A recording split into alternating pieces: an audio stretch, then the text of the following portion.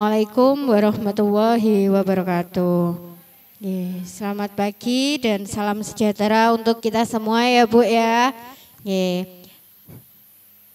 Pada hari ini pertemuan kita mengenai kesehatan mental, kesehatan fisik ibu hamil dan ibu menyusui.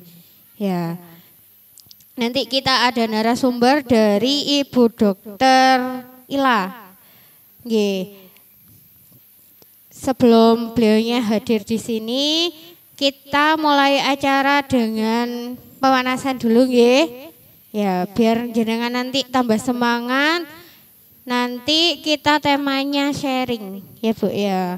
Sharing mengenai masalah kesehatan fisik dan mental ibu hamil dan ibu menyusui. Nanti jenengan bisa konsultasi langsung sama beliaunya. Oke.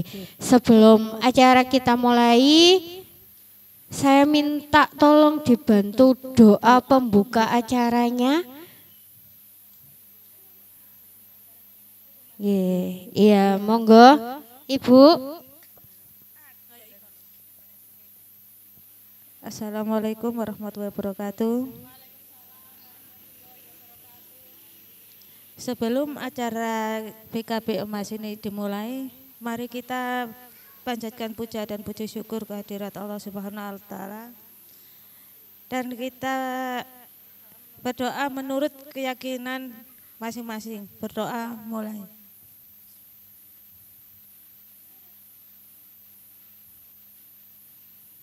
Selesai, terima kasih. Wassalamualaikum warahmatullahi wabarakatuh. Waalaikumsalam. Ya, terima kasih. Apakah ibu-ibu di sini sudah ikut KB semuanya? Kecuali yang ibu hamil ya. Sudah ikut KB? Sudah. Jawabannya ada yang setengah-setengah.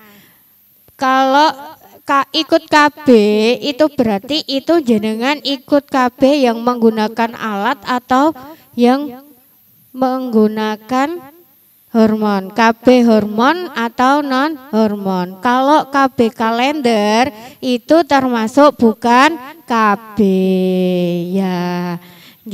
Ada tahu Bu yang pakai KB kalender? Kalau ada hati-hati ya.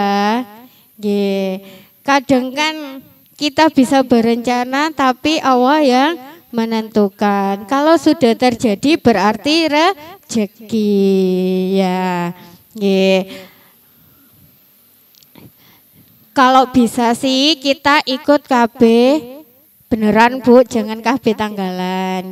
Kalau jenengan takut sama KB hormon, banyak KB non hormon yang tidak merusak hormon tubuh panjenengan, kayak ikut IUD, terus kondom, atau kalau yang anaknya sudah lebih dari 2 dan usianya sudah di atas 35, mau ikut KB MOW atau bapaknya diajak ikut MOP juga nggak apa-apa Bu.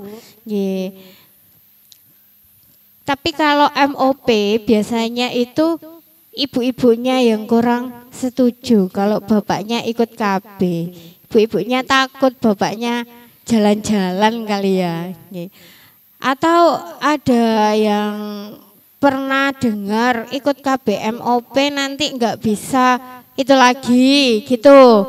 Ya sebenarnya itu hanya mitos Bu. Kalau KB MOP itu yang dibunuh itu spermanya. Sperma yang mengandung sel untuk menghasilkan anak itu tadi.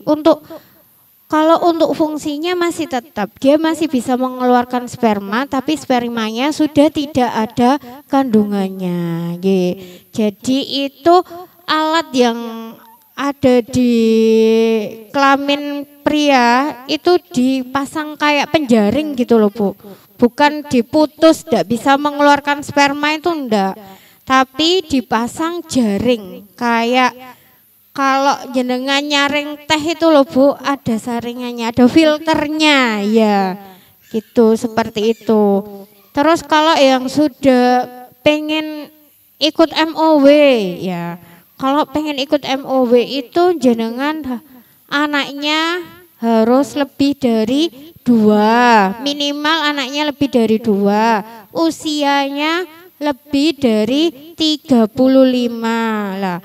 Kalau seandainya ada usia 26 tahun tapi anaknya sudah nerecel 4, bisa. Asalkan anak terkecilnya usianya minimal 2 tahun.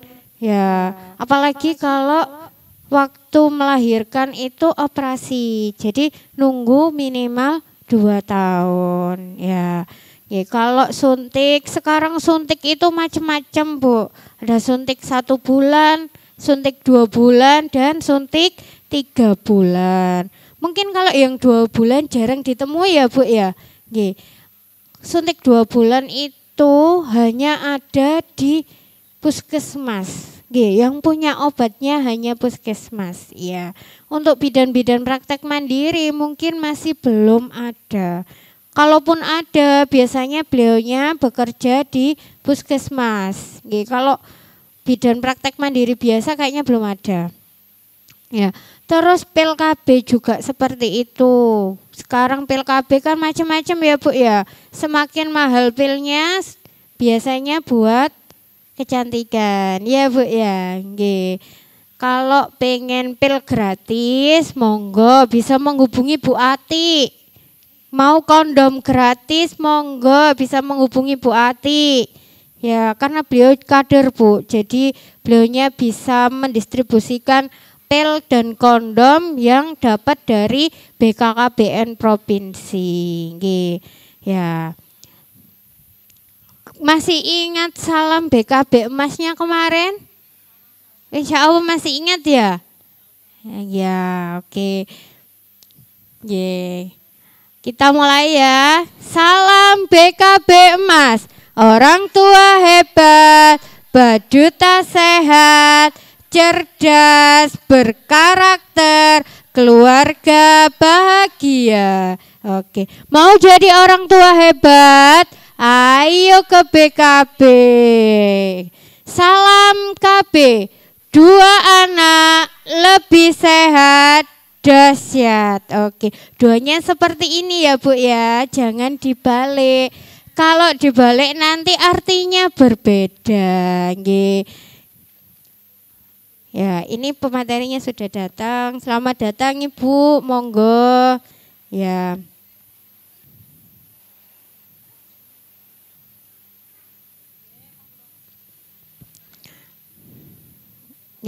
Jadi tujuan adanya sekolah BKB Emas ini, Bu, kita bukan hanya mendapatkan sekedar ilmu, tapi kita juga bisa berbagi, berdiskusi masalah kesehatan kita, nggih. Monggo, Bu. Monggo langsung ya.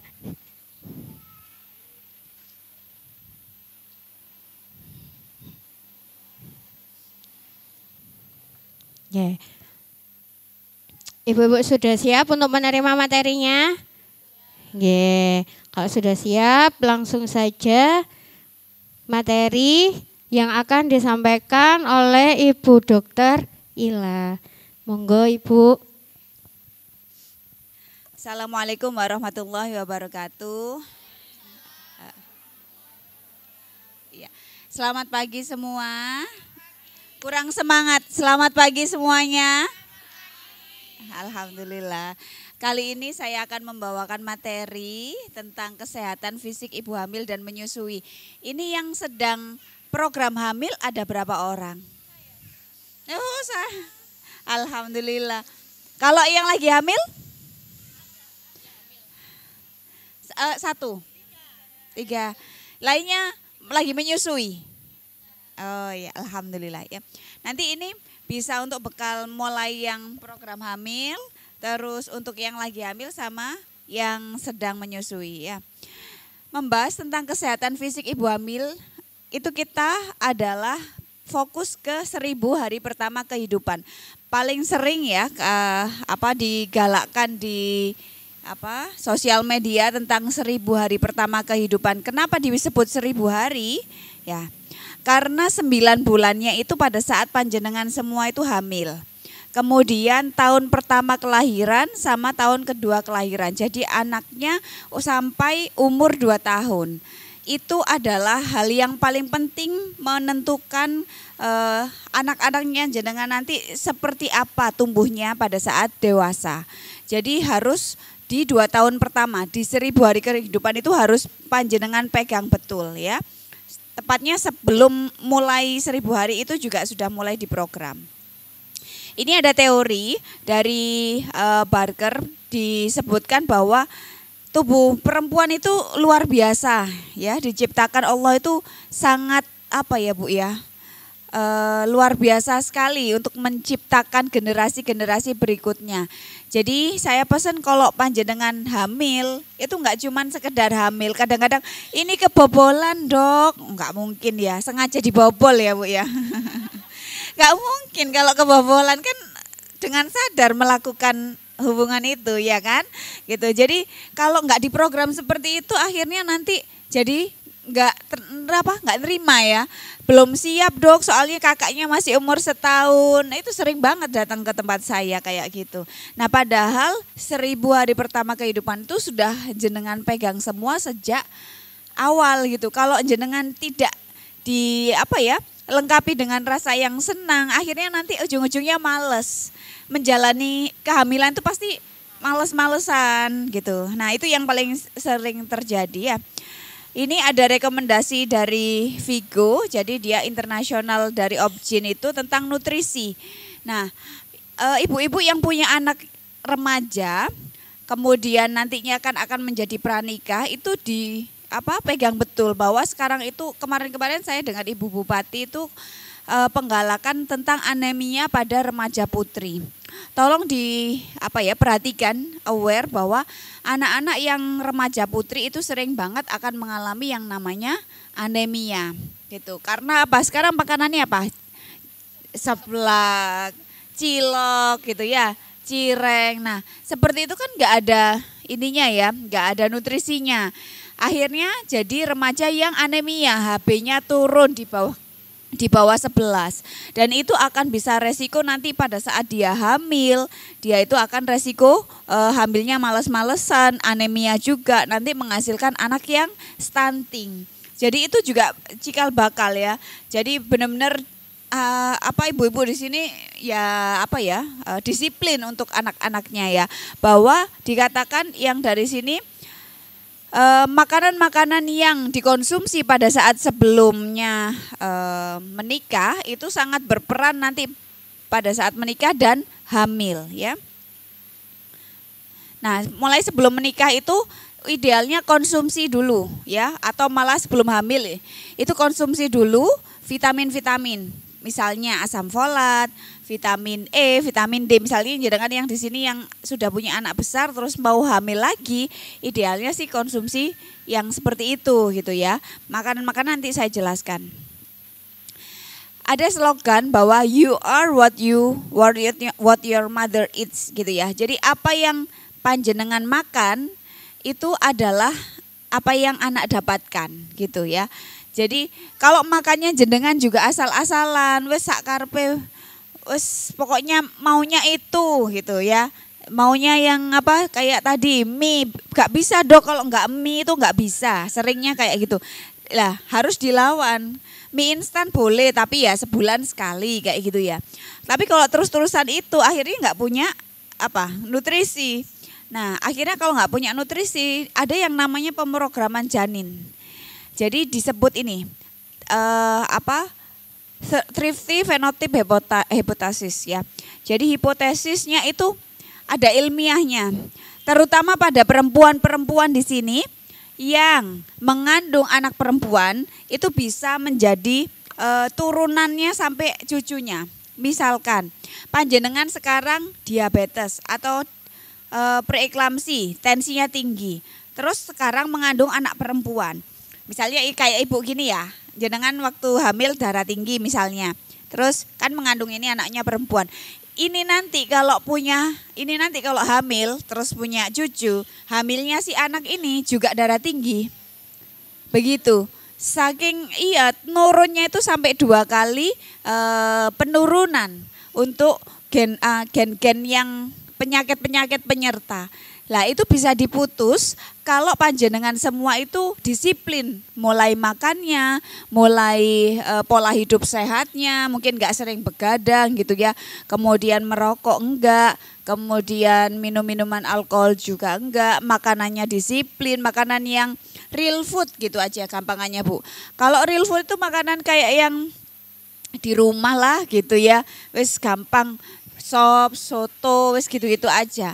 Makanan yang kayak pentol-pentol, kayak gitu yang banyak tepung, manisnya terlalu banyak, terutama makanan yang UPF, ultra processed food kayak frozen yang terlalu sering, maka itu juga akan meningkatkan tekanan darah tinggi. Dan itu akan akhirnya jadi ngaruh ke anak sama cucu begitu ya. Jadi di sini disebutkan bahwa stres pada bumil ya, kemudian infeksi, kurang gizi ya, merokok, alkohol itu bisa berakibat ke pemrograman janin gitu. Nah, jadi pemrograman janin itu dipegang betul, itu akan nampak pada saat nanti kita hamil ya. Dan kalau misalnya kita asal-asalan, pola hidup sehatnya nggak pernah olahraga karena males, kemudian makannya juga sembarangan, maka itu akan bisa resiko berat bayinya lahirnya rendah. Ada nggak yang berat bayinya waktu lahir di bawah 2,5 kilo? Nggak ada.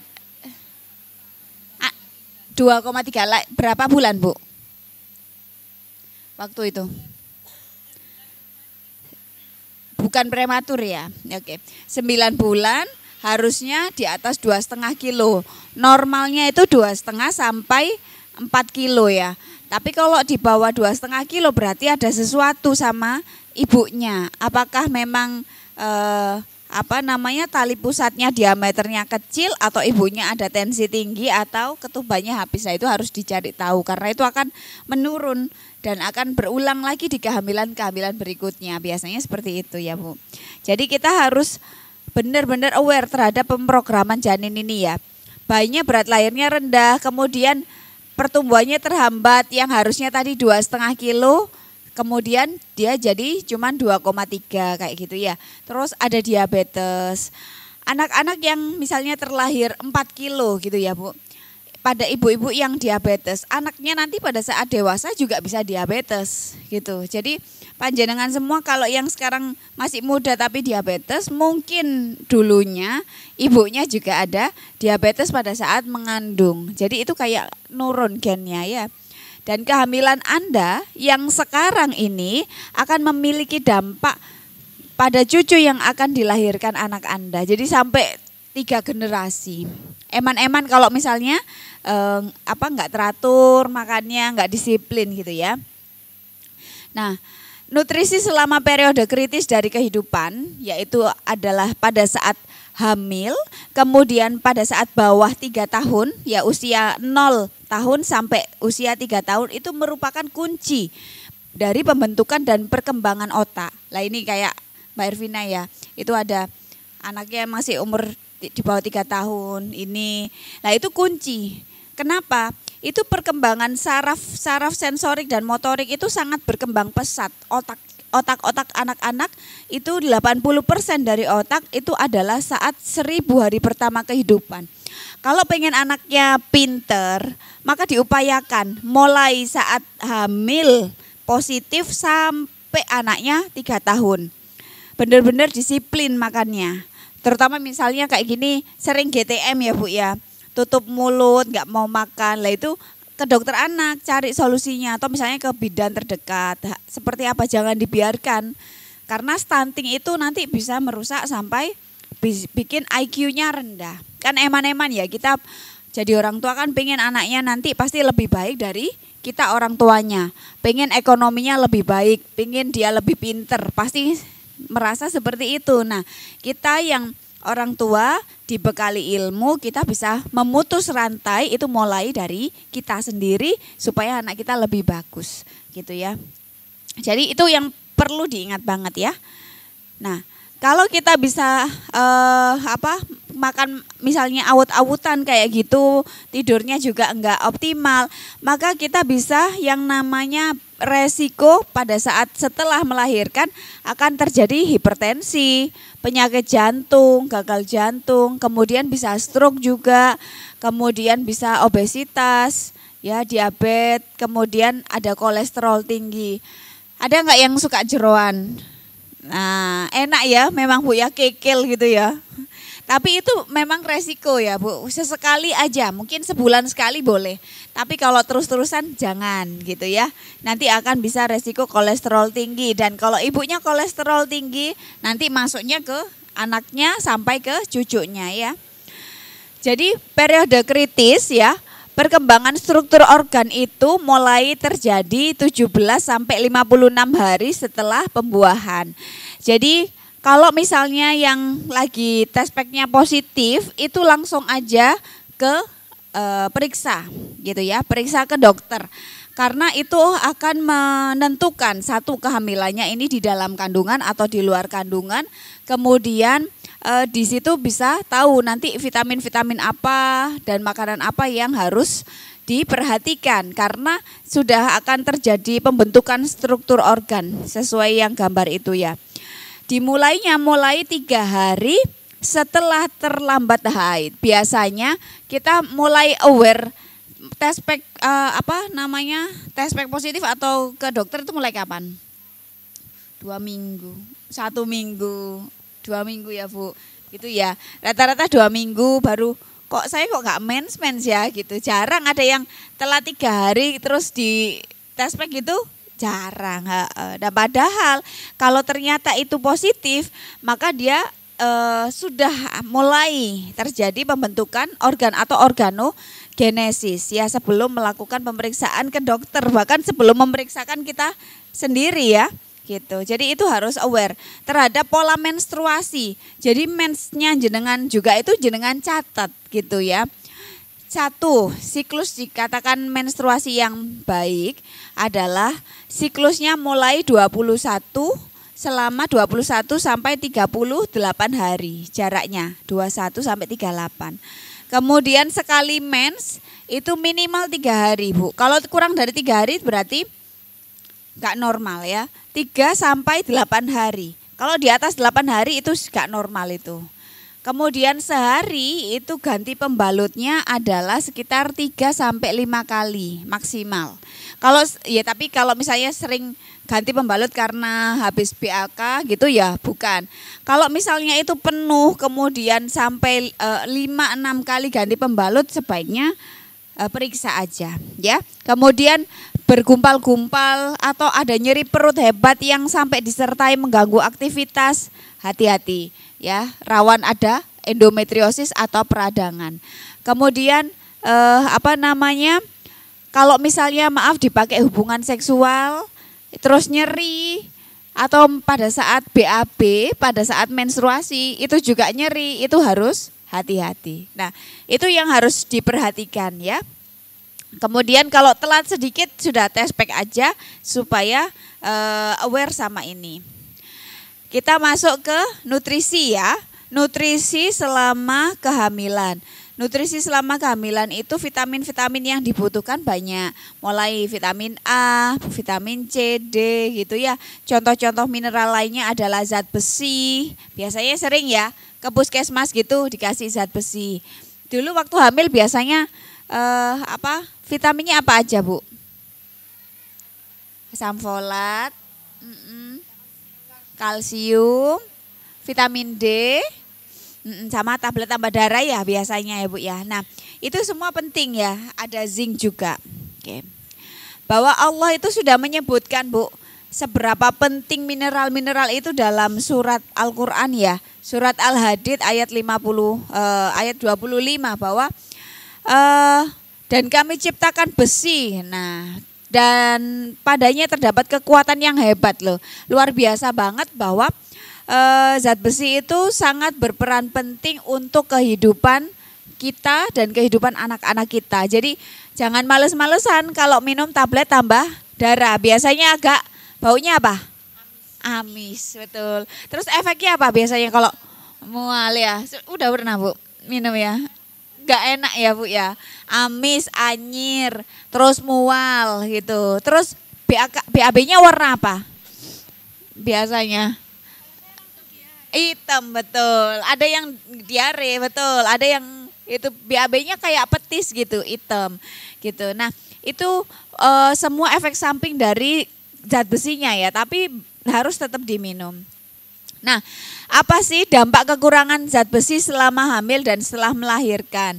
Ini disebutkan dari jurnal bahwa efeknya selama hamil yang pertama, plasentanya kekurangan oksigen. Kalau plasentanya kekurangan oksigen, maka oksigen ke bayi akan turun, ya. Kemudian kalau oksigen ke bayi akan turun, maka resikonya adalah detak jantung bayinya akan lemah, ya. Kemudian meningkatkan resiko gagal jantung pada ibu hingga kematian. Nah, itu yang paling penting ya. Ini yang untuk bumil-bumilnya. Kemudian resiko perdarahan pasca persalinan. Jadi ibu hamil itu secara fisiologis dia itu tambah lebar. Pembuluh darah ibu hamil itu pasti tambah lebar. Kalau kita tambah lebar berarti volume darahnya meningkat. Kalau kita kayak bikin air gula gitu, air gulanya dikasih yang 300 cc sama yang setengah liter gitu ya, 600 cc gitu, enceran yang mana Bu? Gulanya yang 600 ya. Sehingga rasanya juga akan encer, dia sama kayak HB, hemoglobin. Kalau dia pada saat ibu hamil yang trimester 1, makanya dia HB-nya masih standar. Begitu hamil trimester 2 ketiga, HB-nya pasti akan turun karena itu tadi. Karena dia tambah banyak pembuluh darahnya dan melebar, volume darahnya tambah banyak. Makanya dia tambah encer. Akibatnya apa? Kalau HB-nya turun, maka dia resiko perdarahan pasca persalinan. Jadi gak boleh males minum zat besi. Nah, setelah melahirkan sampai menyusui apa? Menurunkan produksi ASI. Mumpung yang sekarang masih menyusui ya, bawah 2 tahun, anak-anaknya tetap konsumsi tablet tambah darah. Kan ke puskesmas itu lah gratis biasanya ya Bu ya. Jadi minum tablet tambah darah karena zat besi itu akan meningkatkan produksi ASI. Nah, jenengan semua coba kalau kok seret yo, sudah makan, sudah minum apa daun katuk dan lain sebagainya, kok sih seret ae. Ya coba sih barangkali jenengan ini kekurangan zat besi. Jadi harus ditingkatkan. Akhirnya kalau produksi ASI-nya turun, apa akibatnya? Nggak bisa ASI eksklusif ya. Kemudian bisa depresi pasca persalinan dan emosi yang nggak stabil. Suka ngamuan nggak Bu? Ya nggih lu nggih. Sering ya, pusing kan Bu, punya baby yang baru lahir, apalagi anak pertama. Biasanya kurang turu, terus ibu wayahe turu isuk gak oleh jarene ibu ya. Turu isuk gak boleh katanya, nanti sel darah putihnya naik. Terus nekuk titik dikongkon lurus sikile. Aduh, pusing ya tambahan ya. Nah, tambah pusing akhirnya apa? Karena berbenturan juga dengan mitos, kitanya juga kekurangan zat besi, akhirnya depresi pasca persalinan. Ada nggak yang dulunya pas waktu habis melahirkan, anaknya nangis, ibunya meluk nangis. Nah, kata. Nah, betul. Bingung, sudah puting lecet ya. Sudah puting lecet terus aduh anak iki nangis iki soalnya kate mimi ya. Sininya masih nyeri, terus mau tidur gak oleh mertuanya. Mangane gak oleh aneh-aneh, aduh, terus gak oleh metu, pisan, gak oleh healing, tambah pusing, ya, tambah tumpuk-tumpuk, akhirnya depresi. Ada loh yang sampai kepingin banting anaknya itu ada Bu, sampai kayak gitu. Itu kalau sudah sampai kayak gitu itu namanya baby blues ya, saking sudah parah. Ya paling ringan itu ya itu tadi, kalau anaknya nangis itu kita ikut nangis, aduh, mau gak nyusuin itu kasihan, tapi mau nyusuin tuh kok sakit ya rasanya, betul. Akhirnya jadi emosinya nggak stabil ya. Itu bermula dari awalnya dampak kekurangan zat besi itu sudah sejak awal. Jadi itu kayak beruntun gitu ya Bu ya. Jadi di sini itu zat besi dari ibu itu akan ditransfer ke janin melalui plasenta. Bila zat besi ibu berkurang, maka zat besi yang di bayinya juga berkurang. Akibatnya banyak. Apa kalau zat besi pada bayinya berkurang ya? Nanti tak jelasin. Fungsi zat besi saat kehamilan itu juga untuk pembentukan selaput saraf dan sinyal saraf otak. Jadi kalau yang anaknya kepingin pinter, nggak lemot pada saat nanti nerima pelajaran, nah ayo zat besinya diminum sejak hamil. Kemudian dilanjutkan pada saat bawah 2 tahun atau bawah 3 tahun, kira-kira saat 1000 hari pertama kehidupan ya. Nah ini efek sampingnya kekurangan zat besi terhadap tumbuh kembang anak. Ini kan sudah mulai banyak yang anak-anaknya di atas 1 tahun.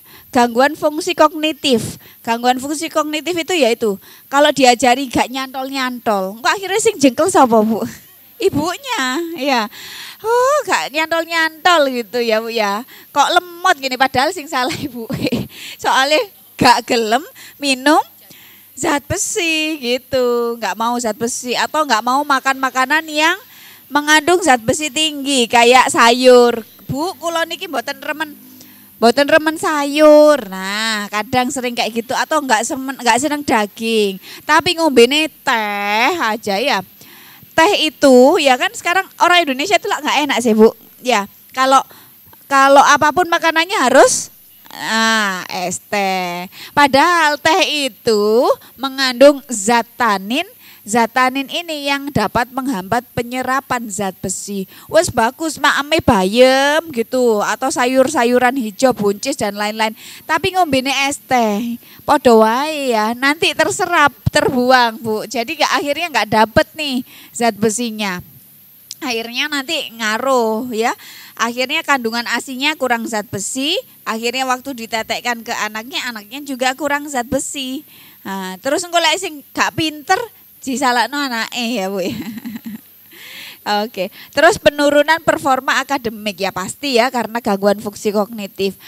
Satu lagi adalah penurunan sistem imun anak. Anaknya ini sering sakit-sakitan. Ada nggak yang kayak gini juga? Nah, sering diare, kembung, sakit gigi, nah kayak gitu. Atau demam, bolak-balik pilek paling sering, bolak-balik pilek anaknya. Karena sistem imunnya turun. Kalau sistem imunnya turun otomatis zat besinya yang itu kemungkinan kurang gitu ya. Jadi harus mulai diperhatikan. Atau gagal tumbuh anaknya lebih pendek dari teman sebayanya. Misalnya kok anakku foto nduk kelasnya kok ini gitu ya. Kok kecil sendiri gitu. Jangan-jangan kekurangan zat besi. Nanti bisa sih kalau dia lagi fase menyusui, kitanya juga bisa bantu untuk makan tinggi zat besi dan minum tablet tambah darah, plus nanti konsul ke dokter anak untuk zat besi yang vitamin untuk anaknya. Bisa disuplai kayak gitu. Atau gangguan mood atau perilaku. Apa itu maksudnya? Tantrum. Suwering ya Bu ya, anak kecil itu kan ngamuk-ngamuk gak jelas gitu ya. Dikasih tahu gak bisa, ditenangkan gak bisa. Kadang-kadang ketika anak-anak yang seusianya, misalnya TKA gitu ya, udah mulai jarang nangis-nangis. Tapi anaknya ibu masih sering nangis-nangis terus. Nah, sering tantrum. Nah, hati-hati, mungkin dulunya kekurangan zat besi. Nah, seperti itu ya. Atau ya ini gangguan suhu tubuh, demam, batuk pilek yang saya sebutkan tadi. Jadi ini penting sekali, WHO menyebutkan bahwa orang hamil itu harus menerima 60 mg sehari. Itu paling enggak minimal selama 6 bulan. Kalau yang orang habis melahirkan itu harus sama 2 tablet ya, paling enggak 2 tablet. 1 tablet itu biasanya 30 mg. Jadi 60 mg itu 2 tablet sehari selama 3 bulan setelah melahirkan. Itu yang paling direkomendasikan untuk mencegah kekurangan zat besi pada ibu hamil dan ibu menyusui. Nah ini kita lihat list, ini gampang Bu. Kalau ngomongin vitamin kan dok beli ya mahal. Ya coba kita dari yang alami. Makanan yang kaya akan zat besi itu apa aja? Kerang, banyak kan Bu ya, di Gresik kerang kan? Ya, kerang kira-kira butuhnya 4 ya. 4 atau 9 yang kecil ya. Kemudian tiram itu jarang, gurita yo jarang sih, bayem banyak ya, kacang-kacangan, kemudian biji labu ya banyak ya, kemudian sereal, nah itu bisa. Kalau yang enak-enak ya ini Bu ya, ada steak ya, steak sirloin, kemudian ada daging, kemudian salmon, kemudian oatmeal, kacang merah itu atau kacang mente. Nah, itu yang bisa panjenengan semua makan gitu untuk mengkonsumsi supaya kaya akan zat besi. Kemudian makanan yang kaya zat besi tadi itu bisa justru yang buah-buahan yang kayak gini ini cuman sedikit Bu, dia cuman ada 0,5 sampai 1,5 miligram aja untuk zat besinya. Ayam itu ada zat besinya tapi sedikit. Yang kaya zat besi tadi yang ini, dia sekali makan 4 kerang itu sudah 12 miligram zat besinya.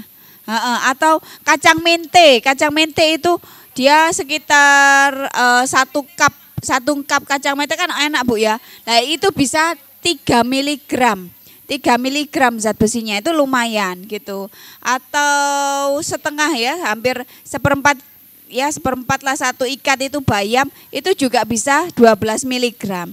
Justru kalau yang brokoli kayak gitu ya, brokoli, almond, kemudian stroberi, raspberry, tomat itu bisa tapi ya cuman 1,5 miligram aja kandungan zat besinya.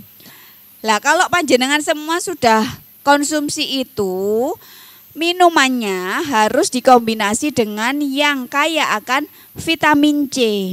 Itu food high in vitamin C akan mempercepat penyerapan zat besi pada yang panjenengan makan. Contoh yang jus-jus yang mengandung vitamin C ini bisa jus brokoli. Jadi habis makan kerang minumnya jus brokoli gitu. Atau jus anggur ya, grapefruit, atau jus kiwi, atau jus jeruk, jus tomat, stroberi. Kan itu gampang ya, stroberi, tomat, jeruk, kiwi sama anggur. Nah itu boleh campur jadi satu, itu akan tambah banyak zat besi yang terserap ke dalam tubuhnya panjenengan gitu ya. Kemudian tadi disebutkan Ibu ada bilang asam folat ya Bu ya. Asam folat itu penting. Ada enggak tetangganya yang ini Bu, lahirnya anaknya tanpa kepala apa? Batok. Belum ya. Pernah dengar ya ada yang seperti itu.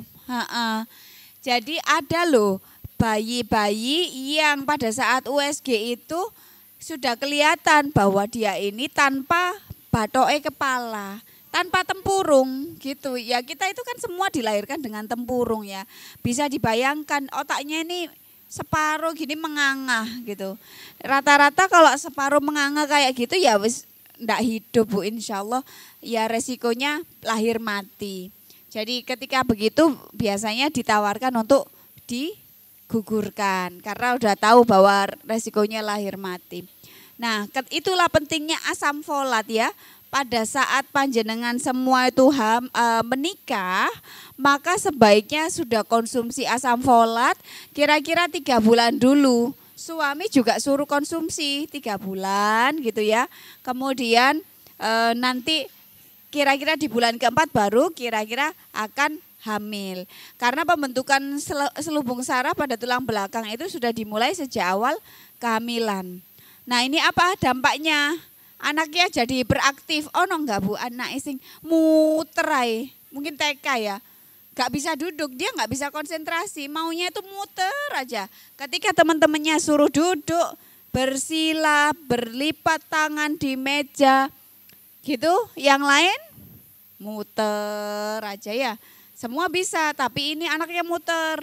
Terus disuruh fokus tatap mata. Tatap mata nggak bisa, lah itu juga resiko ya. Maka anaknya akan menjadi hiperaktif kalau kurang asam folat. Atau mudah emosi, suka melempar-lempar barang ya.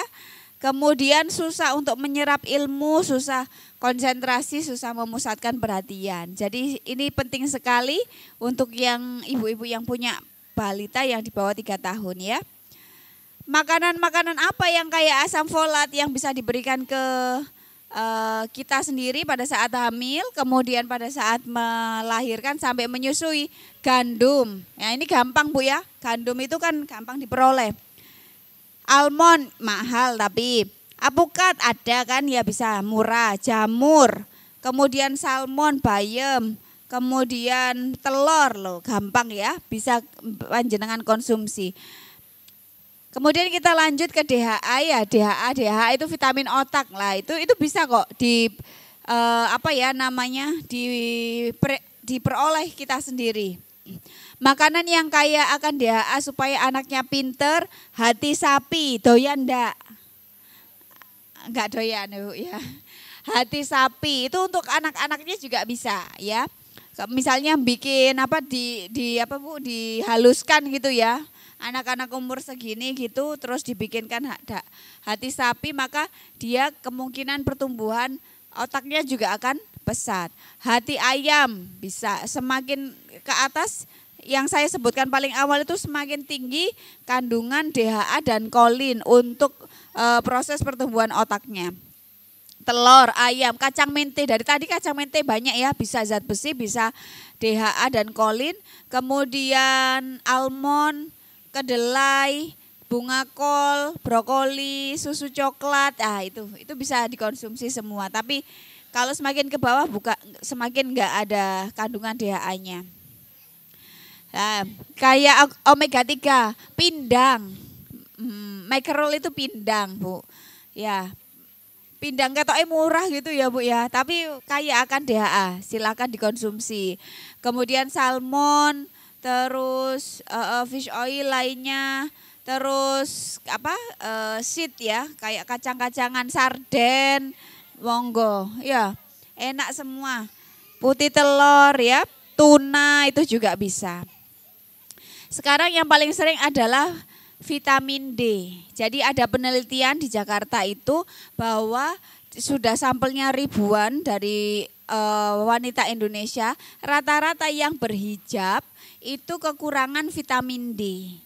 Nah, vitamin D itu salah satunya untuk sel dari embrio.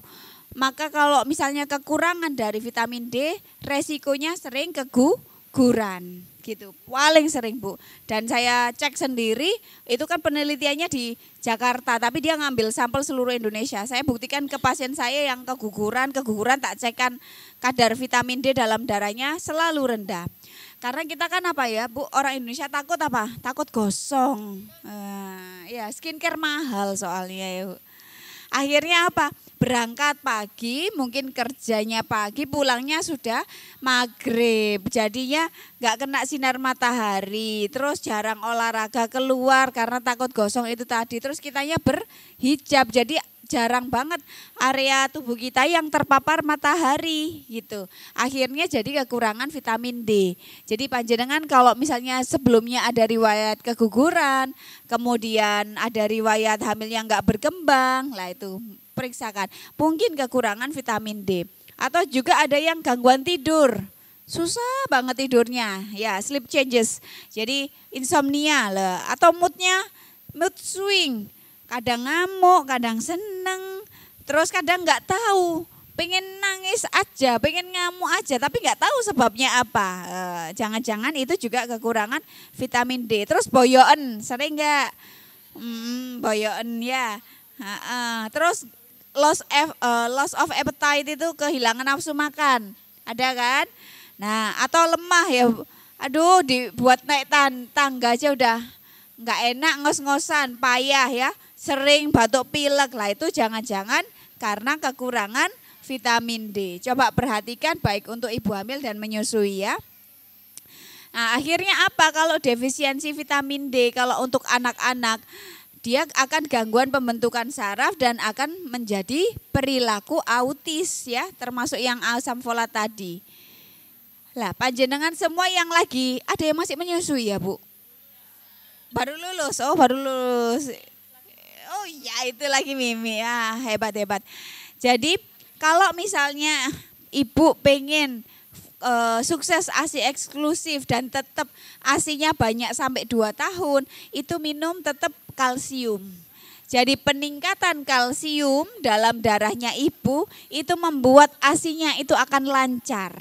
ASInya akan lancar dan akhirnya jadi sukses ASI eksklusif. Cuman ya kadang ya bosen ya Bu karena minum vitamin tiap hari. Nah nanti tapi tetap diupayakan supaya ASInya akan lancar karena metode ini ya, mekanisme ini. Jadi peningkatan kalsium kalau kita makan banyak akan merangsang produksi ASInya itu akan tambah banyak begitu ya. Nanti kalau beli vitamin D cari yang ada kandungan ini ya Bu, vitamin D, magnesium sama kalsium ya jadi satu. Nah susah dok belinya, mungkin terbatas dana atau misalnya terbatas apoteknya nggak ada, ya udah coba dari makanan yang kaya akan kalsium. Contohnya dari dairy food ya, dairy food itu turunan susu, bisa keju, bisa apa ya yogurt kayak gitu ya, itu susu paling banyak. Kemudian tofu ya, tofu itu kan ada ya Bu ya, atau keju atau soy milk ya. Kemudian kacang itu juga bisa, atau almond atau jeruk itu juga mengandung kalsium ya. Itu bisa dikonsumsi. Hati-hati bahwa konsumsi kalsium, jadi makanan-makanan yang kaya tadi, kemudian ibu minumnya dengan yang zat besi, maka dia akan nggak boleh. Jadi kalsium itu kalau dikonsumsi bersamaan dengan zat besi akan menghambat penyerapan dari zat besinya ya. Terus iodin, garam. Ibu sering konsumsi ini apa garam beriodium, nah, kayak gitu ya Bu ya, garam krosokan gitu. Tapi carilah yang beriodium karena kalau misalnya kita konsumsi kan pasti harus pakai garam ya Bu. Kalau garamnya itu diusahakan yang beriodium maka dia menurunkan resiko retardasi mental gitu. Jadi kalau orang atau anak-anak kita boleh kok bikin makanan MPASI itu pakai garam beriodium ya. Bukan berarti harus benar-benar enggak tanpa garam gitu ya. Bisa dengan garam, carilah garam yang beriodium supaya anak-anak kita enggak retardasi mental. Retardasi mental itu ya kayak tadi keterlambatan, terus suka enggak fokus. Lah itu bisa kita cegah dengan pemberian makanan yang kaya akan garam beriodium. Kemudian ini ada yang dulunya lahiran prematur. Ada ya Bu, jenengan ya. Kalau dulunya lahiran prematur maka kan resiko di kehamilan berikutnya itu akan resiko prematur. Cara pencegahannya supaya enggak 9 bulan kurang lahir maka konsumsi yang kaya akan zinc. Gitu persiapannya. Zinc itu akan menurunkan preterm labor, jadi persalinan prematur. Zinc itu ada di mana aja? Ada di ini Bu ya, kerang, oyster, kemudian telur, kemudian almond, kemudian yogurt, daging, kemudian mentil, ayam, itu ada banyak. Ini kan bisa bareng ya sama yang konsumsi zat besi tadi. Jadi itu sebaiknya dikonsumsi ya. Kalau hubungannya dengan ibu menyusui apa? Bahwa zinc ini akan juga membantu pembentukan protein dalam ASI. Kalau biasanya ASInya itu kan ada yang pengen kental gitu ya Bu ya. Ada yang kental, ada yang encer. Kalau yang kental itu namanya hin milk, kalau yang encer itu namanya form milk ya. Sama-sama bagus. Jadi jangan dianggap bahwa ASI saya kok encer semua, berarti itu enggak bagus terus tak buang, salah. Kalau ASInya awal itu pasti encer. ASI yang ditetekkan pada menit-menit pertama itu encer. Tapi dia kaya akan energi, kaya akan karbohidrat. Jadi itu sumber energinya si bayi. Tapi ketika neteknya itu sudah sampai lebih dari 15 menit, maka dia yang keluar adalah yang kental. Ya Bu, kalau misalnya Ibu pompa ya, habis gitu kan ditampung. Yang tampungan kalau awal-awal tampungannya masih encer semua. Habis gitu dilamakan, diobservasi, ada endapan ya, dilihat gitu kan ada endapan segini. Nah, endapannya itu namanya hin milk. Hind milk itu kaya akan lemak. Jadi itu juga bagus. Lemak itu untuk supaya anaknya gemuk gitu. Jadi tidak ada yang perlu dibuang. Lah supaya meningkatkan yang hind milk tadi itu bisa konsumsi yang zinc. Salah satunya di apukat. Ibu konsumsi apukat aja lebih banyak supaya hind milknya banyak. Akhirnya nanti bayinya gemuk gitu ya. Nah ini banyak ya Bu ya, intinya multiple mikronutrien pada ibu hamil dan menyusui itu sangat diperlukan. Jadi ibu tidak boleh males-males minum vitamin atau harus rajin mengkombinasi. Mengkombinasi nggak perlu yang mahal Bu, ya misalnya tadi telur bayam, terus jusnya jus jeruk gitu ya, pokoknya nggak teh atau jus brokoli. Udah itu aja kan bagus semua ya. Atau kacang mente, semua sayuran yang di sekitar kita itu aja dimakan. Itu menunjukkan bahwa akan mengurangi resiko persalinan prematur, kemudian anaknya tidak stunting, kemudian anaknya bisa tumbuh kembang dengan baik dan tidak retardasi mental. Terima kasih atas perhatiannya. Ada yang mau ditanyakan enggak ini? Ayo sharing-sharing aja, monggo. Mic-nya. Santai aja ya Bu, tanya aja, nggak apa-apa. Wis tanya apapun nggak apa-apa, menyusui tak hamilnya boleh. Assalamualaikum warahmatullahi wabarakatuh. Iya, dokter saya mau bertanya. Saya itu melahirkan sesar 2 kali. Terus setelah itu kenapa baru-baru ini usia sudah menginjak 30-an ini tulang punggung itu selalu sakit. Susah sekali untuk duduk gini udah susah banget, capek. Apa itu efek bius kah atau bagaimana? Terus ya ada 2, satu lagi nih Dok. Saya itu anak saya 2 itu habis melahirkan itu selalu suntik hepatitis. Karena saya ada hepatitisnya. Nah besok anak saya dewasa, apakah juga anaknya itu akan juga suntik hepatitis niku napa mboten gitu dokter? Terima kasih.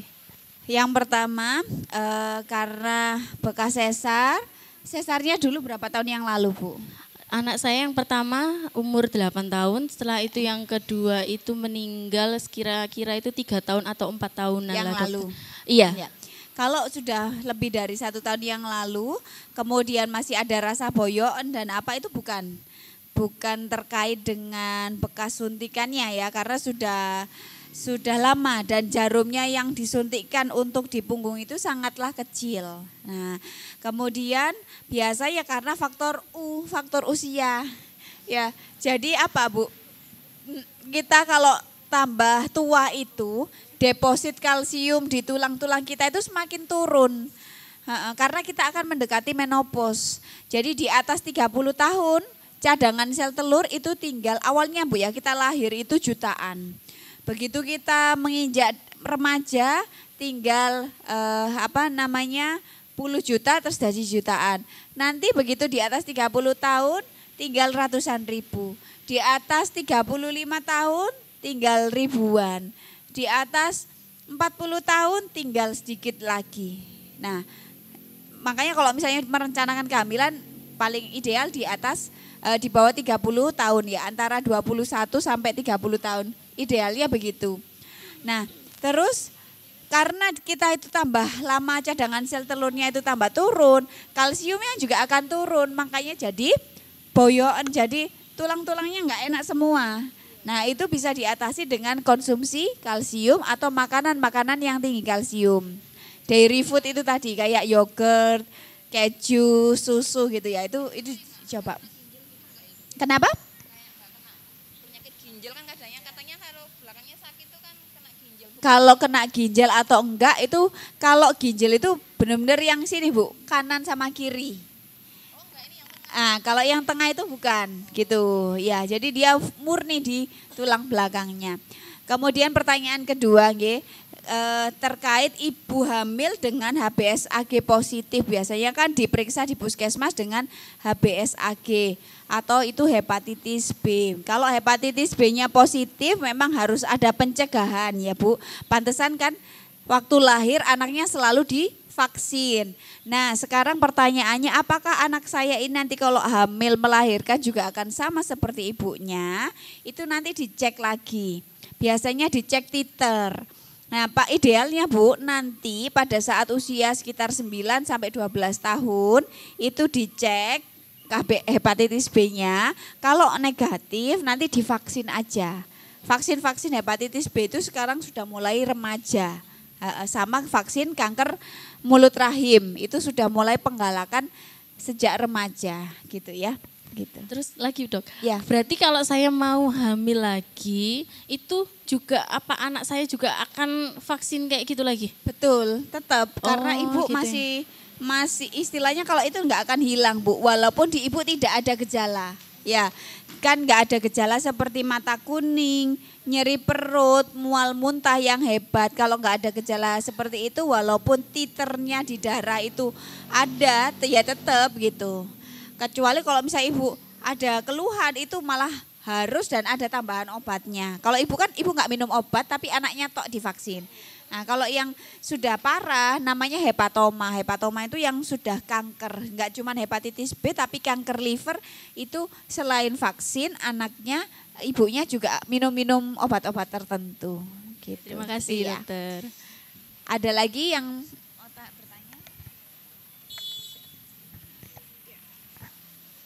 Assalamualaikum warahmatullahi wabarakatuh. Waalaikumsalam warahmatullahi wabarakatuh. Saya mau bertanya dok, itu kan tadi soal menyusui sama hamil. Untuk makan makanan yang bernutrisi. Tapi kan ini baru tahu, baru belajar sekarang setelah udah 2 tahun lebih anak. Apakah masih bisa untuk dioptimalkan selanjutnya? Karena kan sudah tidak menyusui. Itu. Memang betul perkembangan otak yang saya sebutkan tadi dia 80% itu cikal bakalnya ada di mulai 0 kehamilan sampai 3 tahun. Lah terus baru tahu ini Dok, Tiwas kemarin kan sudah leyeh-leyeh enak-enakan ya, belum mengoptimalkan vitamin, belum mengoptimalkan makan juga gitu. Terus gimana? Ya enggak ada salahnya kita ambil yang 20% sisanya. Memang enggak bisa sebagus yang 80% itu, tapi kita bisa optimalkan dari 20% sisanya ya Bu. 20% sisanya itu Ibu bisa kasih stimulasi, mulai stimulasi yang nutrisi sama stimulasi yang non nutrisi. Misalnya kayak les ya, bermain dengan ibu, bermain dengan ayahnya, makanannya diatur, itu dicoba gitu. Itu tetap diusahakan, masih ada celah tapi walaupun 20% gitu ya. Ada lagi? Sampai. Dulu saya hamil itu melahirkannya anaknya itu di bawah 2,5, 2,3. Ternyata ibu saya dulu pas melahirkan saya juga sama. Ya. Apakah nanti setelah anak saya dewasa, anak saya kan perempuan, apakah dia akan seperti itu juga? Betul, ada resiko. Kalau ibu anaknya perempuan, kalau ibu anaknya laki-laki enggak. Jadi di penelitian kalau ibu mengandung kayak ibu ya, ibunya ibu kan neneknya kan mengandung jenengan perempuan. Terus dulu lahir juga jenengan kecil. Ternyata terbukti ya sampai cucunya gitu ya kecil. Ya ini nanti nurun lagi Bu. Nah cara memutus mata rantai yang seperti itu dari sekarang. Panjenengan kan sudah tahu berarti nanti jenengan tugasnya ngasih tahu anaknya. Pada saat nanti hamil harus gini, jaga makanannya begini-begini, vitaminnya begini-begini. Nanti bilang ke dokternya, nanti ada obat Bu, biasanya sih dikasih pengencer darah. Jadi ada obat pengencer darah itu yang untuk memutus rantai supaya di kehamilan yang ini tuh tidak prematur. Paling sering yang berulang itu selain persalinan prematur, tensi tinggi sama diabetes. Jadi kalau ibu sekarang pas hamil, terus tensi tinggi, melahirkan si A gitu ya. Nanti si A perempuan ini juga akan resiko tinggi kan untuk melahirkan anaknya. Tensinya tinggi juga. Nah itu bisa. Jadi dikasih, nanti si A ini pada saat hamil dikasihin pengencer darah supaya tidak sama dengan ibunya dulu gitu. Itu ada pencegahannya, sama misalnya kurangin rendah garam ya. Kemudian tidurnya cukup, olahraga yang baik, nutrisinya yang baik. Itu bisa kita optimalkan pada saat TET.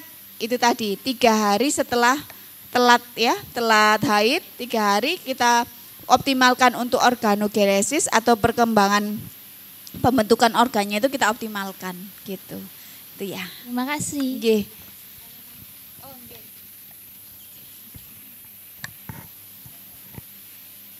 Assalamualaikum warahmatullahi Waalaikumsalam wabarakatuh. warahmatullahi wabarakatuh. Gimana? Ini saya punya saudara ya. Kemarin itu lahirannya itu sesar. 38 sudah diambil bayinya. Katanya dokternya kan sudah siap enggak apa-apa. Itu bayinya lahir 2,5. Lah, waktu pulang itu dia itu enggak mau nenen sama sekali. Kayak dia itu enggak kenal asinya ibunya. Dot juga enggak bisa. 1 minggu dibawa ke rumah sakit, BB-nya kurang. Jadi 23 gitu loh dok. Terus 25, 2,5 ya. Terus jadi turun 23. Dan sampai sekarang itu dia itu masih nggak ngenal itu nggak bisa. Kalau nggak ditetes gini. Lah dia itu maunya itu kalau kayak malam gitu mau, kayak arsa-rasen atau gimana gitu loh bayinya itu ya. Jadi bayinya itu nggak bisa gemuk, nggak bisa naik. BB-nya itu dari apa? Terus keduanya, lahirnya itu dia itu bisa nangis kenceng. Terus sekarang kok nggak bisa nangis, cuma ae tapi nggak bisa mengeluarkan suara, gitu. Itu waktu diperiksakan kemarin katanya nggak apa-apa, nggak ada resiko. Lah ini tanda tanya kan dari apa gitu loh, gitu aja. Makasih. Paling sering ya Bu dialami kesulitan menyusui. Pertanyaannya gini, perlu diketahui dulu bahwa ibu yang setelah melahirkan anaknya itu lahir itu misalnya tadi ya Bu 2.500 ya. Nanti diperiksakan seminggu lagi itu pasti akan turun Bu ya. Biasanya seperti itu. 10% dari BB yang waktu lahir itu biasanya akan mengalami penurunan. Jadi nggak usah khawatir, itu dulu pertama. Tapi ketika itu dievaluasi kok terus-terusan ya, nggak bisa netek, kemudian hanya maunya, nggak bisa ngenyot, hanya maunya kalau ditetesi berarti ada sesuatu dengan oromotor. Oromotor itu gangguan dari mulut dan lidahnya. Kenapa? Apakah ada tangtai, ada liptai, ada kayak kalau ibu gini kan, bawahnya lidah itu kalau ibu lihat dia kayak kalau lidahnya dijulurkan, itu dia kan bentuknya kayak bulat biasa, gitu ya. Tapi kalau orang yang ada tarikannya, dia bentuknya kayak bentuk hati. Kecantol, ujungnya itu lincip, jadi kayak kecantol gitu Bu. Nah, jadi di bawahnya lidah kalau bagian situ itu ada kayak benangnya, ada ketarik. Mungkin itu salah satunya adalah tangtai. Itu harus diinsisi. Kalau tangtai diinsisi itu dipotong trit gitu aja supaya dia bebas bergerak. Karena dia kayak ketarik. Dioperasi bawahnya lidah. Bawahnya lidah itu kan ada kayak benangnya, Bu. Benang ini yang bikin nyantol lidahnya itu enggak bisa keluar semua. Ngenyot itu kan karena lidahnya itu kan bisa begini. Karena ini enggak bisa begini karena dia mau gini aja kecantol sama bawahnya lidah ini ketarik, maka bawahnya lidah yang nyantol ini harus dipotong klik gitu. Itu harus ke konselor menyusui yang bersertifikat itu. Saya konselor menyusui tapi enggak melakukan tindakan itu karena itu ranahnya dokter anak gitu. Jadi adanya di Surabaya. Nah, itu terus habis gitu tadi apa ya? Nangis. Nah, nangisnya itu apa? Nah, ini lahirnya prematur apa enggak gitu. 38. Biasanya kalau lahirnya prematur itu kelenjar air matanya sama bagian persarafan matanya itu belum sempurna. Gitu Bu. Nanti seiring dengan dia tambah besar itu nanti bisa. Makanya dia kadang nangis, kadang enggak keluar air mata, terus enggak keluar suaranya, itu kayak gitu. Tapi nanti sebaiknya sih memang periksa ke dokter anak ya. Gitu. Ada lagi yang mau ditanyakan?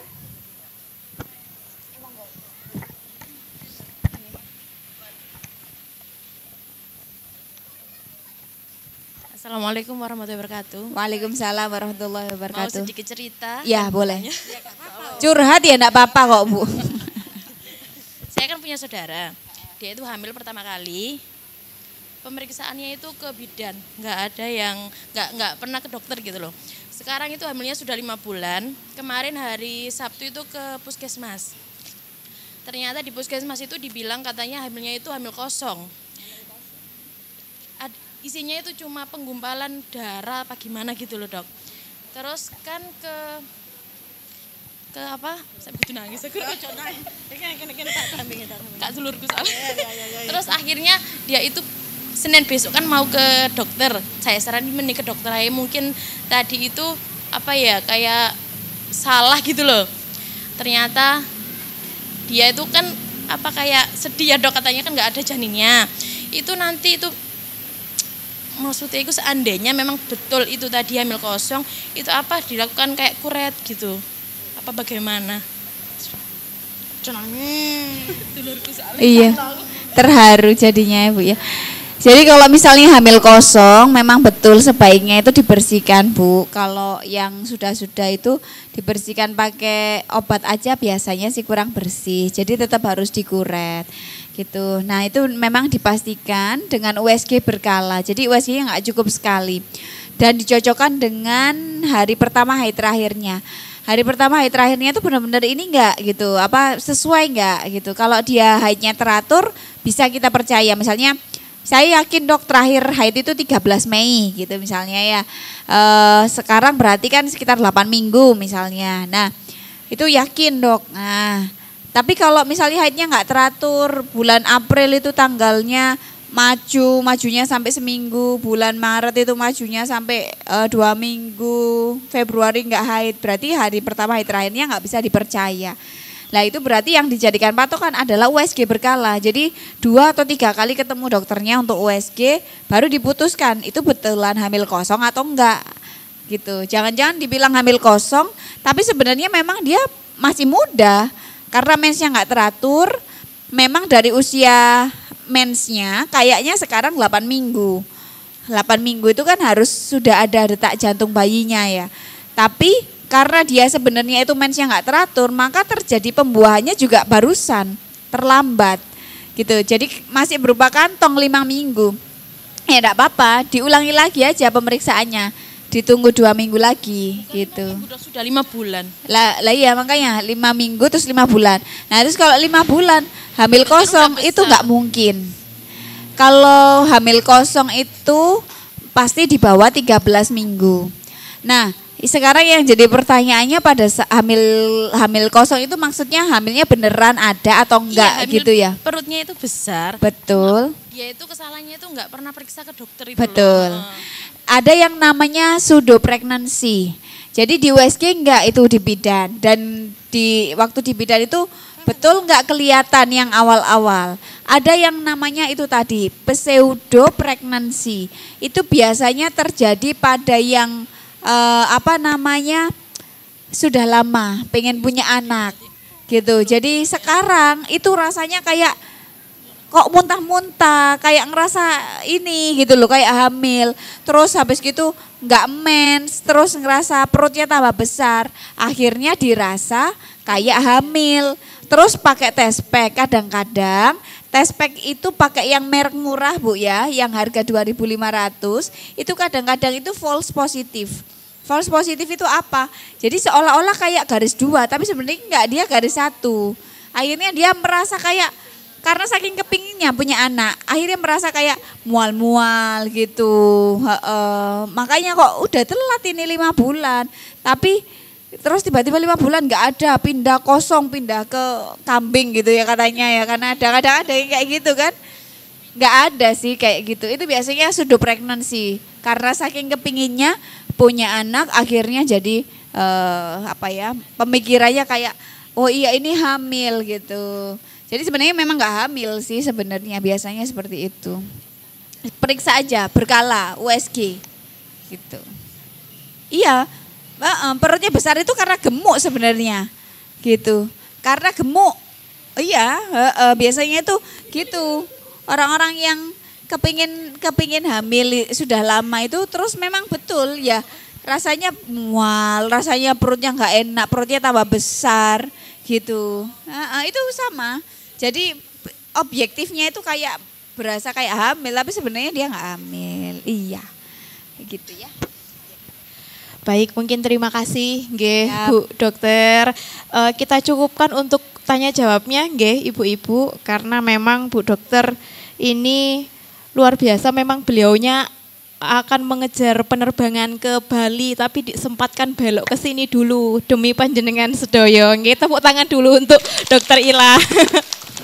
Nggih, terima kasih Dokter Ila sudah menyampaikan materi dan menjawab pertanyaan ibu-ibu semuanya. Mungkin memang masih ada pertanyaan, tapi tadi kayaknya, nah ini beliaunya juga aktifnya menerima DM segala macam dan praktek juga nggih dokter di Semen Gresik.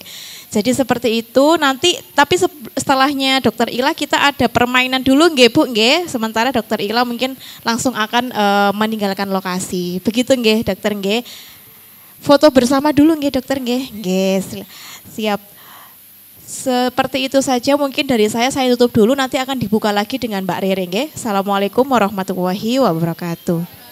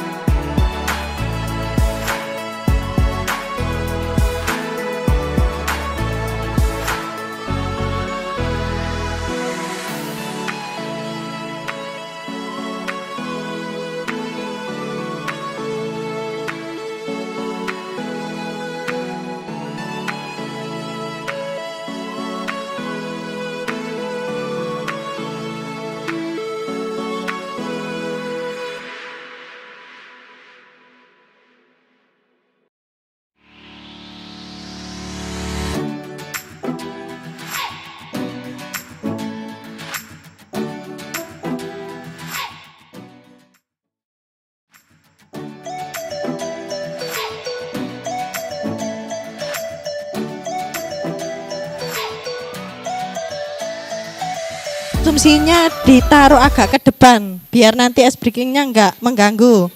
Ya. Biar enggak tegang.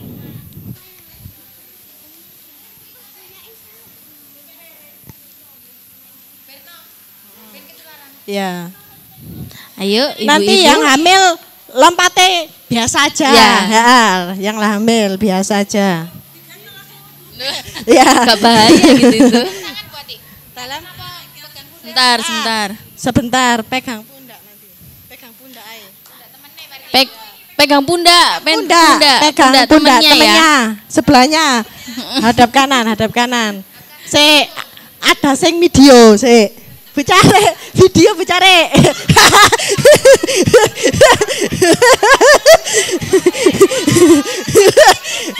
Ya Bu, ya.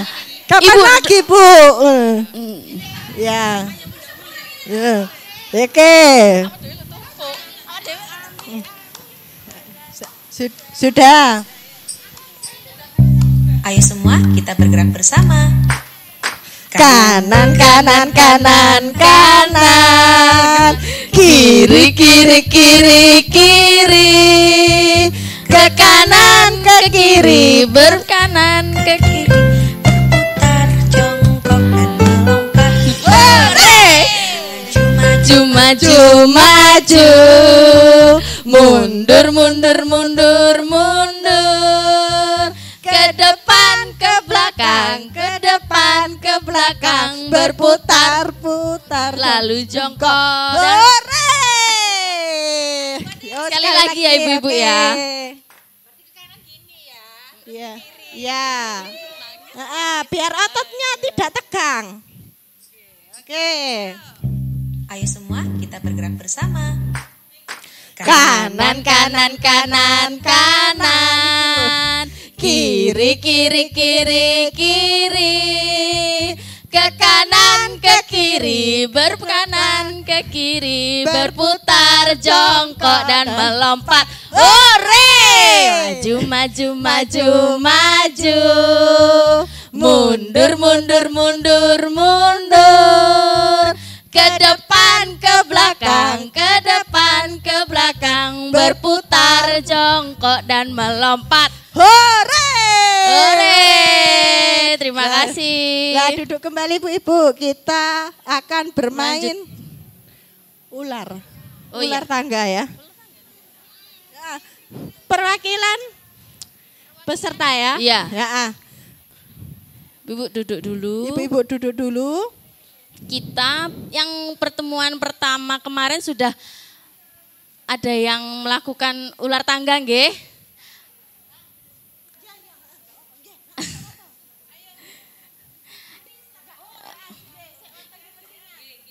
Kita bagi menjadi berapa kelompok Bu Ati? 3. Menjadi 4.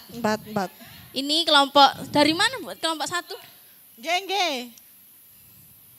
Ini kelompok 1 nggih. Pesertanya tadi ada berapa Bu? Oh iya langsung aja ya. Langsung Ayo, aja. Enggak main. Di sini Cuma main. Ular tangga aja. Ya. 4 orang. Mbak Rinda. Ayo Mbak Rinda ayo. Mainan kok ayo. Yo. Satu lagi. Mbak Nur ayo ta, Mbak Nur. Mbak Freni. Enggak cuma mainan, enggak apa-apa. Ayo. Ya.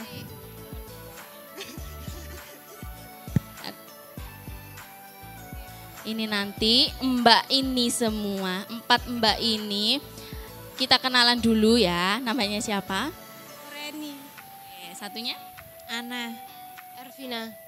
Indah. Buati.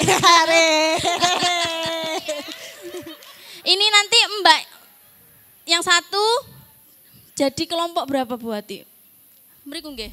Oh nggih, ini 2, 4, 5, 6, 7, 8, 9, 10, 11. Mbak Ervina di sini. Berarti 18, 44. Ya 44 ya, anggota 44. Kelompok 1, kelompok 2, kelompok 3, kelompok 4 lah, jenengan kelompok 4. Berarti Mbak Ervina kelompok 1. Ya. Oke. Terus mbaknya? Lah ini Mbaknya kelompok Ervina 3. sini. Oh iya. Mbak Feni nggih. Sudah? Nah, nanti mbak-mbak ini semua 4 ini jadi pion. Nanti mbaknya yang jadi menjalankan ini semua. Gitu nggih? Dari kelompok pertama dulu. Monggo Bu. Dadunya di lagi-lagi Mbak. 5 nggih. Kita hitung bersama-sama nggih. Mbaknya dari sini nanti ke sana. Nah. Sini dulu. 1, 2, 3, 4, 5. Nah, ada tanda tanya kan itu ya Ibu-ibu ya. Kalau tanda tanya itu berarti pertanyaan.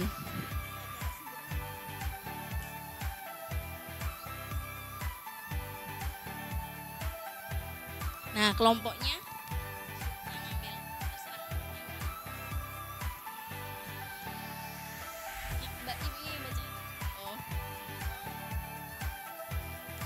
baca Bu.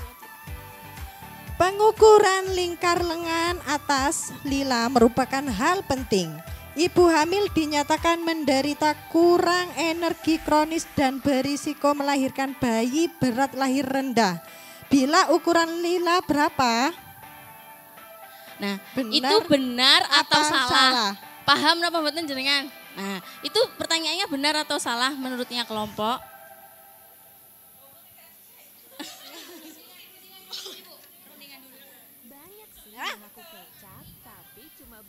Lingkar lengan. Pengukuran lingkar lengan atas atau lila merupakan hal penting untuk ibu hamil dinyatakan menderita kurang energi kronis dan beresiko melahirkan bayi berat lahir rendah. Bila ukuran lila berapa? Kurang dari 23,5 cm. Itu benar atau salah? Nah, oke, pertanyaannya adalah apa itu? Ya, jawabannya benar.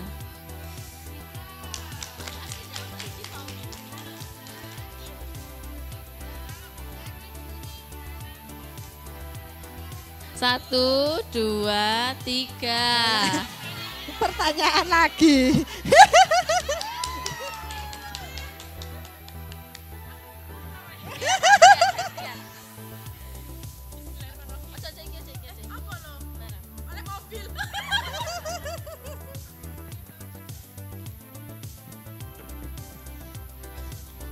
Pertanyaannya yaitu ibu hamil harus makan sayur bayam setiap hari.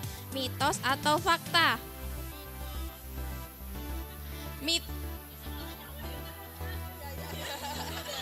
Ya. Jika benar, maju ke tangga terdekat. Sebelahnya. Ya. Naik. Dibaca Mbak. Ibu hamil rutin memeriksakan kehamilan. Kesehatan ibu hamil dan pertumbuhan janin terpantau.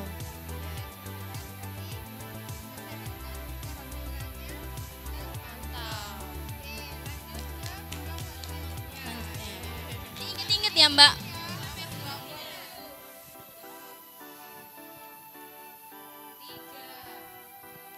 Satu, 2, 3. Ibu hamil selalu berpikir positif. Naik. Ibu hamil terhindar dari stres dan merasa bahagia. Sudah.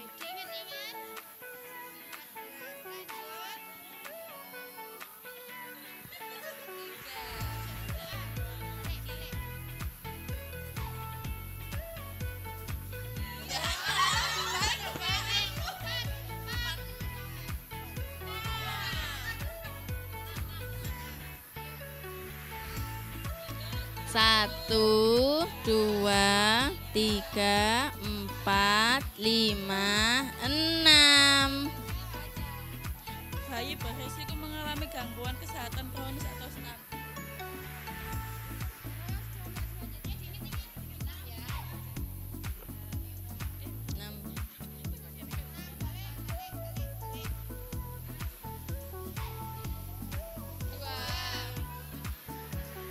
1, 2. Oke, pertanyaan ya. Kelompoknya mana tadi? Ini.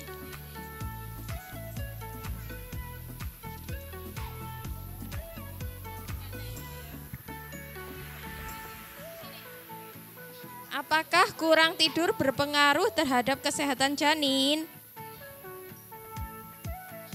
Ya, jika benar maju 1 langkah. Dibagi saja. Ibu hamil selalu berpikiran positif. Ibu hamil terhindar dari stres dan merasa bahagia. Ada 20. Kelompok 1 tadi Mbak tadi. Iya, Mbak. 20. Ini Mbak ini.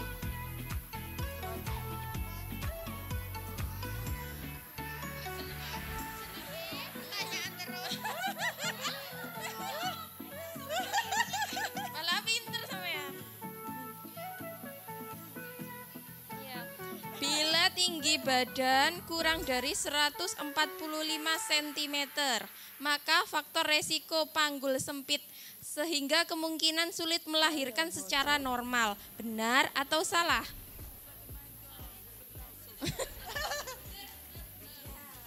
Jika benar, maju 5 langkah.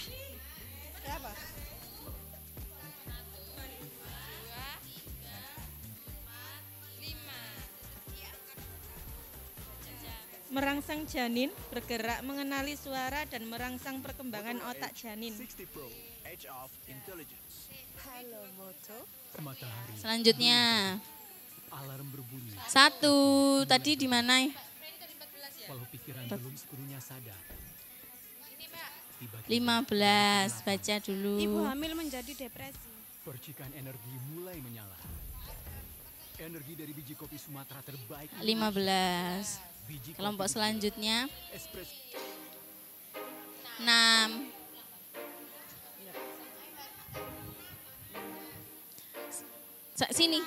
Sini. 2, 3, 4, 5, 6. Pertanyaan.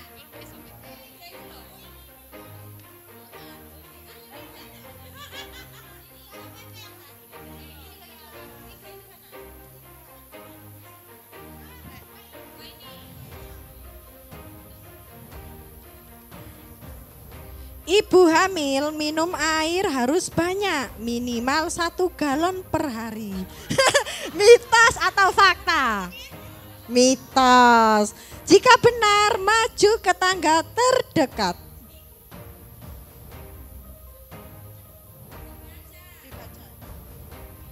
Ibu hamil mengkonsumsi makanan gizi seimbang. Nah, ini ibu dan janin sehat.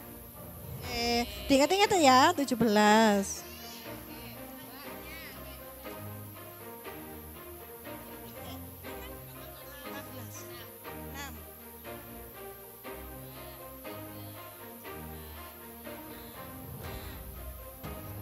Kesehatan ibu hamil dan pertumbuhan janin terpantau.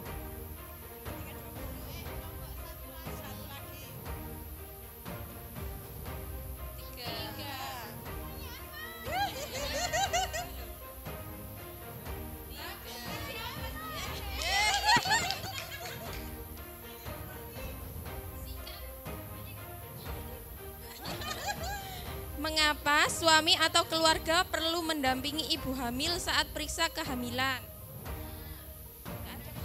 Agar apa? Iya, agar.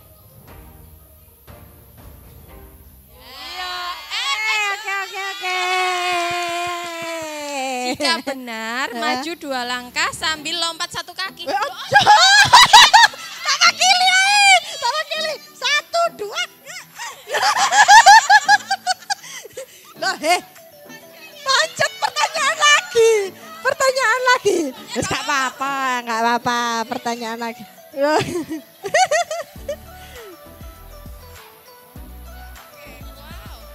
Sebutkan paling sedikit 3 tanda keluhan yang dialami ibu hamil sehingga harus segera dibawa ke fasilitas kesehatan. Ya. Tiga saya, tiga. Yang lain, dua lagi. Iya, selanjutnya satu lagi.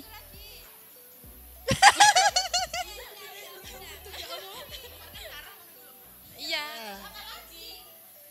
Iya, apa loh? Oh ya. Jika benar, maju ke nomor 16.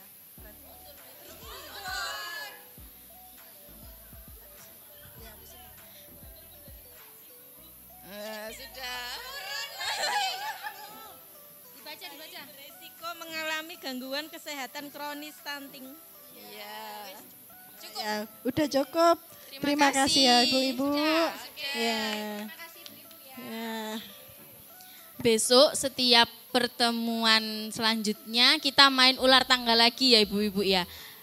Semoga lebih seru nggih. Untuk ibu hamil. Oh, sing satu tadi udah pulang, Bu. Oh iya, Iya, nggak nanti apa-apa. tak- Ibu-ibu, tak- alhamdulillah di kesempatan kali ini kita ada support nggih Bu dari Mom Ung. Karena Mom Ung juga peduli ya terhadap ibu hamil, ibu menyusui. Jadi pas lihat kegiatan kita ada bingkisan 10. Nah, ini diutamakan ibu hamil dulu. Enten ibu hamil ada kan ya? Ya ada, Bu Lili, monggo. Iya, monggo. Nama menerima bingkisan dari Iya. Mom Ung. Ada susu pelancar ASI dan ada voucher ya Bu untuk pembelian Sama produk ya siapa tadi? nanti. Sama Boleh? siapa lagi ya, Satu Bu lagi Mil? siapa Ibu? Onje, boleh? Terus tadi ada satu, Bu, tapi izin pulang karena Oh, nggak ada apa-apa, terus. yang Nanti sekarang aja. dibawakan. Nggih, Oke, boleh. Oke. Yang hamil dulu Yang Bu, hamil. monggo. Nggih, monggo yang Bisa hamil. difoto nggih Bu, nggih? Nggih. Iya, Oh iya, nanti nggak tak apa-apa. bawain. Kurang satunya lagi siapa? Ya wes tak Oh, pulang juga? wakilane. Ya tak Perwakilan. tak Oh, nggih. Cari. Nggih, Mbak monggo. Rere, monggo. Mbak Rere, monggo Mbak Rere. Untuk mengasihkan bingkisan dari Mom Ung untuk ibu hamil peserta BKB Emas.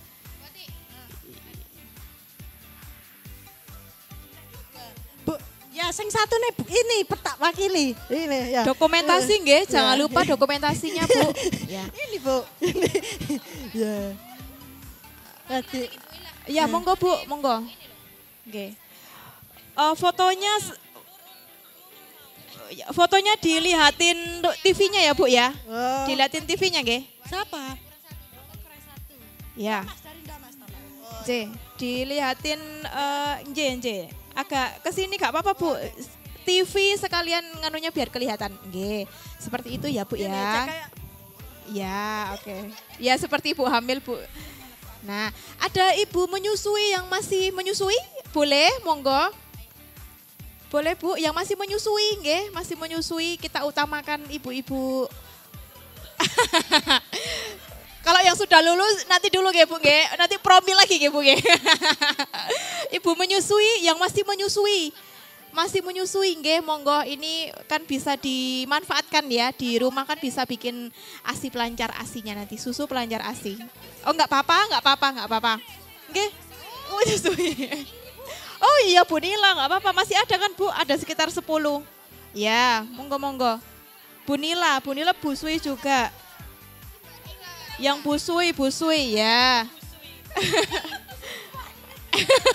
Menyusui anaknya loh Bu ya, jangan salah paham loh ini Bu ya. Monggo ya. Ya, ayo. J.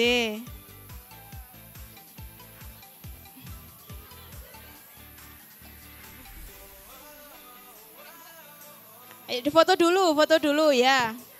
Ya, sama Bu. Gak mau kayaknya Bu. Gak mau Bu, gak mau. Gak apa-apa, Mbak Rere aja. Sama aja. Nggih. Oke, difoto dulu. Nggih, ini sedikit apresiasi nggih Bu. Semoga nanti di pertemuan selanjutnya nggih banyak dukungan nggih Bu nggih untuk kelas BKB Emas. Nggih, matur nuwun. Nggih, terima kasih. Nggih, Ibu-ibu, semoga bingkisan dari Mom Ung sedikit bermanfaat nggih untuk membantu panjenengan sedaya dalam pola asuh balita. Monggo Mbak Rere sudah ya. Ini boleh ditutup dulu ya.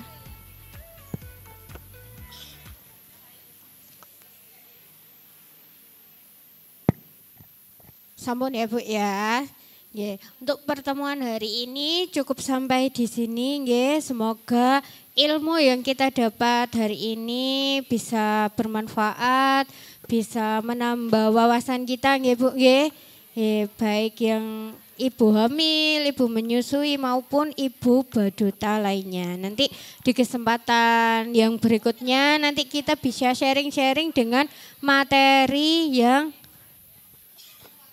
ketiga ya Bu ya. Untuk pertemuan selanjutnya insya Allah akan dilaksanakan pada tanggal berapa Bu?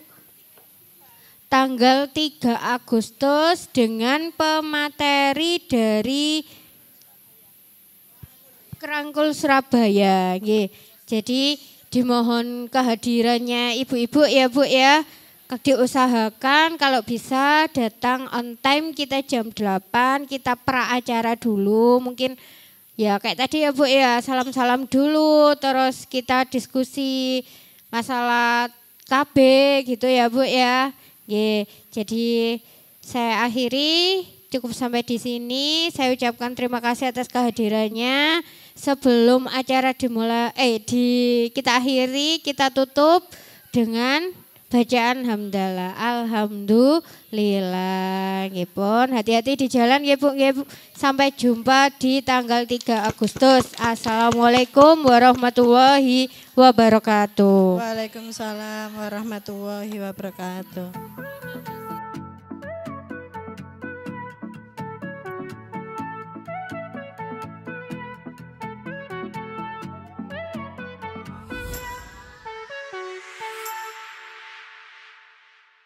Halo Moto.